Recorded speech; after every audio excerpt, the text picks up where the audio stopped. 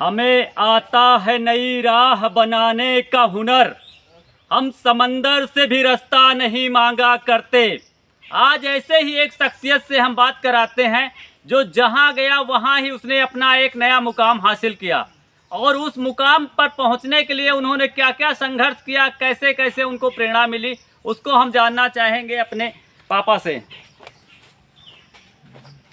पापा जी, आपको इतने हुनर कहाँ से आए? भाई, छोटी सी उम्र में मेरे माँ बाप बहुत गरीब थे और मैं भी उनका बेटा हूँ, मैं भी गरीब था। छोटे में मेरे पिताजी परदेश में रहते थे। यहाँ पे मेरे गरीबी हालत में क्या है, कपड़े लत्ते थे नहीं। मेरे मामा के यहाँ न्योता पड़ा तो मेरी मम्मी बोली, बेटा घबराओ मत, हल्दी खोद करके, मेरे हल्दी बोई हुई थी खेत में, इसका खोद करके कपड़ा लाऊंगी और तुम्हें बढ़िया फर्स्ट क्लास बाबू बना के यहाँ न्योते में ले जाऊंगी। अब मेरी माँ 11 रुपए की एक जंजीर भी लाई थी चांदी के, रखे रही, बोले कमीज सिलाऊंगी तो उसमें। अब हल्दी सवेरे खोदने आए, देखा तो हल्दी कोई चोर खोद लेगी। अब मुसीबत में मुसीबत आ गई। फिर मैंने उसके हल्दी के जो बीज होते हैं उसको मरगठा बोलते हैं, तो उसको बिन चुन के किसी तरह से ले गया, तो बेच करके फिर मेरी मम्मी कपड़ा लाई। कपड़ा एक दर्जी को दिया। मेरी मजबूरी समझो या कुछ भी समझे, और वो गरीबी समझ करके मेरे कपड़े सिल के नहीं दिया। 5-6 बार गया, नहीं दिया। आखिर में जिस रोज़ शादी थी उस रोज़ भी गया, अगले ने गाली भी दिया और कपड़े हमारे मुंह के ऊपर फेंक दिया। बोला ले जा साले, जहाँ मर्जी है सिला लेना। हम कहा अब तो टाइम है गया। उसी रोज़ मैंने कसम खाया कि मैं सिलाई सीख के तभी ये कमीज पहनूंगा। मेरे पिताजी दिल्ली में थे। मैं अपने पिताजी को चिट्ठी लिखा, हम कहा पिताजी आइए, मैं दिल्ली जाऊंगा। अच्छा। फिर मैं दिल्ली गया। आए हो पिताजी? दिल्ली गए तो मैं दोपहर भर काम करता था, दोपहर भर जो है सिलाई सीखता था। सिलाई इतनी मेहनत करता था कि रात को हमारे गुरु टेलर जो थे वो सो जाते थे, फिर भी मैं सिलाई करता रहता था। पापा, उनका नाम मालूम है गुरुजी का? पृथ्वी टेलर। अच्छा, पृथ्वी मार्टन टेलर। टाउन में दिल्ली में रहते थे। अच्छा अच्छा, दिल्ली में कपड़े सिलने का काम आपने दिल्ली में सीखा? दिल्ली में सीखा। अच्छा, दिल्ली में अच्छा। पिताजी रहते थे। हाँ हाँ। हाँ, पृथ्वी मास्टर बहुत मशहूर मास्टर था। अच्छा अच्छा, वहाँ से आपने सिलाई हाँ सीखा? मेरे को ये बिल्कुल बेटे की तरह जानने लग गया। साल खाड़ में हाँ हाँ। जो भी काम लेते थे रातों दिन मैं सिलाई करता था, यहाँ तक कि वो सारी दुकान मेरे को संभला दिया। इतना फारोट हो गया मैं। इस तरह आपने सिलाई सीखा और एक अच्छे टेलर हुए। आगे का और जो सफ़र आपका रहा, जैसे आपने हारमोनियम कहाँ से सीखा, ढोलक कहाँ से सीखा, और काफ़ी जो और काम के उनको बहुत संघर्ष किए। ढोलक हारमोनियम तो फिर आ करके मैंने यहाँ सिलाई गांव भी किया। हाँ। बहुत पैसा जो है थोड़ा बहुत उकरा। फिर उसके बाद फिर मैं गया दिल्ली। अच्छा अच्छा। पहले बड़े बड़े अफसर बोले कि नौकरी कर लो, नौकरी कर लो पक्की। मैंने नहीं करता। जब सिलाई सीख गया तो मेरे सिलाई में आनंद आ गया था। अच्छा अच्छा। सिलाई में 2 पैसे मिलने लग गए थे। अपना परिवार भी चला लेता था, बच्चों का देखता था, सब कुछ काम कर लेता था, माँ बापों को भी उसी पैसे से खिला पिला लेता था। हाँ। तो इसलिए फिर दोबारा यहाँ से फिर गया दिल्ली। हाँ हाँ। तो जो अफसर मेरे को बार बार कहता था, MC जैन कागजी, हाँ, जो विश्व के दूसरे नंबर पे प्रोफेसर थे, यहाँ लखनऊ के रहने वाले थे। अच्छा अच्छा। उनके यहाँ गया। उन्होंने बोला कि मास्टर जी हमारा तो ट्रांसफ़र हो गया जयपुर। अच्छा अच्छा। जयपुर चलिए तो वहाँ हम नौकरी आपकी लगा दें। हाँ हाँ। हम कहा चलो साहब, आपके साथ जहाँ ले चलो वहाँ चलते हैं। हाँ। फिर मैं उनके साथ जयपुर में चला गया। मैं जयपुर में 7 साल कच्चे में काम किया। हाँ। उसके बाद परमानेंट हो गया। अब वही हमारा जीवन जो है जयपुर में।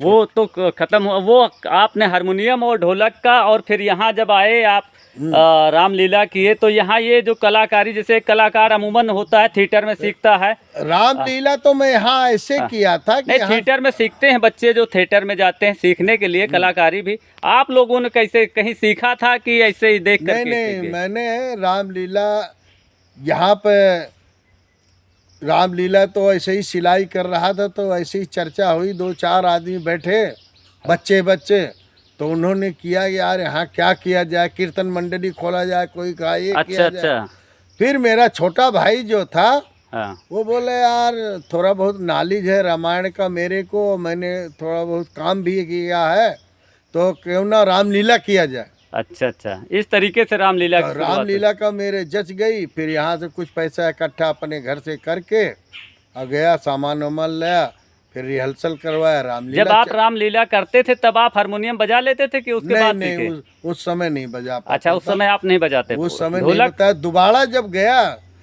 जयपुर, अच्छा अच्छा, जब जयपुर गया दोबारा, हाँ तो वहाँ कुछ ऐसा मिल गए संगति कि अच्छा, फिर उनके साथ गाना दोबारा बजाना जब वहाँ गए तब आपको ढोलक और हारमोनियम वहाँ से सीखे आप? वहाँ सीखा है, वहाँ गाने लगे, बजाने लगे। बाकी के जो काम थे आपने, जैसे मिस्त्रियाना है, बाकी के जो भी चीजें आप करते तो बहुत जयपुर कुछ में, है। अच्छा, वो सब जयपुर जयपुर में सीखे हो सारे चीजें? काम जयपुर में सीखा, क्योंकि हम खाली टाइम बैठता नहीं था।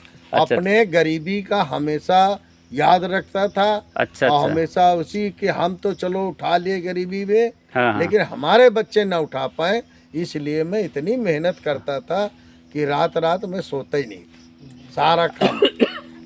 आज हम ग्रामीण वासियों से जानना चाहेंगे, जो इनके भाई बंधु हैं, इनके बारे में इनके क्या विचार है, कितना आप लोगों का इन्होंने सहयोग किया और कितनी चीज़ें इनसे आपने सीखी। जैसे हारमोनियम आपने सीखा इनसे, कुश्ती लड़ाई वड़ाई भी अच्छा खासा कर लेते थे ये लोग, तो क्या क्या आपने इनसे सीखा? भैया देखो, हम इनसे यही सीखा कि हमारे परिवार में, हम भाइयों में, अच्छा हम अच्छा, दम चाचा ताऊ के मिला करके 10 भाई हैं। अच्छा अच्छा, सबसे बड़े ये हैं, इनसे छोटा मैं हूँ, हाँ। और मुझसे छोटे 8 और हैं। हाँ तो इनसे हम यही सीखा कि इनके ईमानदारी और सही शिक्षा, अपने परिवार को साथ लेके चलना। गांव में भी अच्छा खासा वो रहा, तो हाँ हाँ, गांव में भी काफी लोग सम्मान करते हैं। हाँ अब बिल्कुल, चूंकि ये अब बड़े नई के पीढ़ी आ नाते जाती करते है, हैं, तो इनको हाँ। सही शिक्षा देते हैं। अच्छा मतलब अच्छा, किसी को ऐसा नहीं करते कि किसी की लड़ाई झगड़ा में मतलब उसमें वो खुरपेच करें कि उनको परेशानी हो। हाँ हाँ, ये सही शिक्षा देखें कि ये काम करने से ये होगा, और ये इससे अच्छा है कि तुम इस काम में गम कर दो, एक गम 1000 बला को हटाती है। अच्छा। यही शिक्षा इन्होंने देते थे। यही। चचा, आप लोग बचपन से ही जानते हैं, आप लोगों का तो घरौटन संबंध रहा है, तो कैसे व्यक्ति थे? सब लोग अच्छे हैं भाई, अच्छे रहे, हाँ सबका मिलाप अच्छा रहा, परिवार अच्छा रहा, हम सब मिल के सब भाई रहे। अच्छा, इस जगह एक सब चीज़ और चचा आपसे जानना चाहते हैं, जैसे मान चलिए कभी इस समाज में जैसे किसी बात की अगर टुन फुन हो जाती थी, तो छपरा उपरा उठाने में तो आप लोग ऐसा नहीं करते थे कि हाँ उस फलनवा से लड़ाई हो गया है तो छपरा उपरा? नहीं नहीं, सब हाँ, सब लोग मिल के छपरा छाते थे, अच्छा अच्छा, छपरा उठाते थे। लड़ाई छोटी मोटी झगड़ा- बातें हो जाती थी, छोटी ऐसा मोटी तो उसका कोई इतना बात ज्यादा नहीं है रेशियो भाई, नहीं तो था। होती रहती अच्छा, है। अब तो जमाने में ये है कि ज्यादातर लोगों का एक दूसरे से काम नहीं पड़ता, हाँ हाँ, ऐसा लेकिन तो तमाम पहले तो ऐसा था कि समाज के बिना काम ही नहीं चलता था, हाँ, समाज से काम चलत रहा, समाज सब मिल के रहत रहे। मिल के रहते हाँ, थे। कोई भाई हुए सब मिल के काम करत रहे, एक एक की दुख दर्द में खड़े होत रहे, देखत रहे।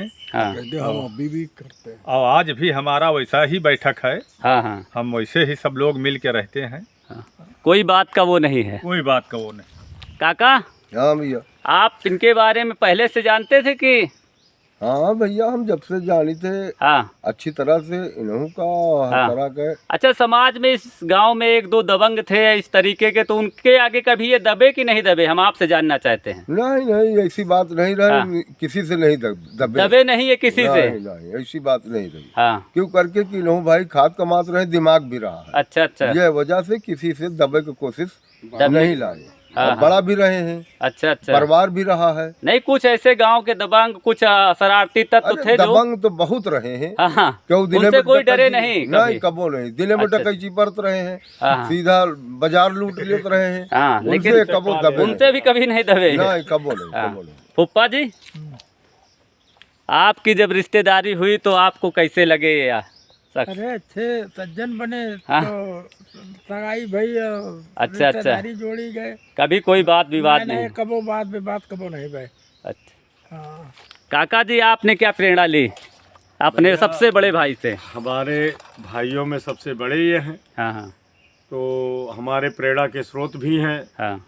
और हमारे लिए तो गुरु के समान है ये। अच्छा जो रामलीला की बात अभी आपने इनसे किया, हाँ हाँ। रामलीला की शुरुआत इन्होंने 1975 में यहाँ डाली थी। अच्छा। 1975 में इन्होंने किया था और हमारे दादा के लड़के हैं, हमारे पिताजी 3 भाई थे, हाँ। तो 3 भाइयों में सबसे बड़े वाले भाई के ये लड़के हैं, 2 भाई ये हैं। अच्छा। फिर मंझले वाले के 4 भाई ये भैया हमारे जो रामजेर भैया जी हैं, हाँ। ये हैं। हाँ। और छोटे वाले के हम हैं। हाँ। 4 भाई हम भी हैं। अच्छा। तो राम उदित जी जो थे वो हमारे यहाँ रामलीला की कॉपी लिखा था उन्होंने।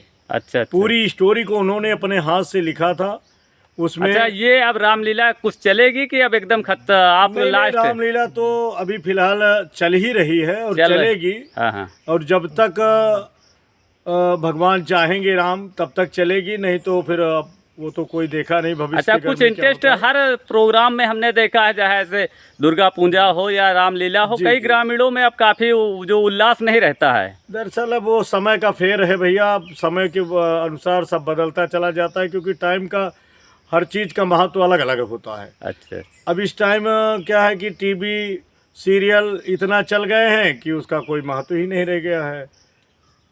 और इसके पहले जब रामलीला हमारे यहाँ स्टार्ट हुई थी 1975 में, हाँ। उस समय तो हमारे यहाँ जब रिहर्सल हुआ करती थी तो लोग 100-150 लोग केवल रिहर्सल में इकट्ठा होते थे देखने के लिए। अब उतने दर्शक ना आते होंगे? अब उतने दर्शक नहीं आते।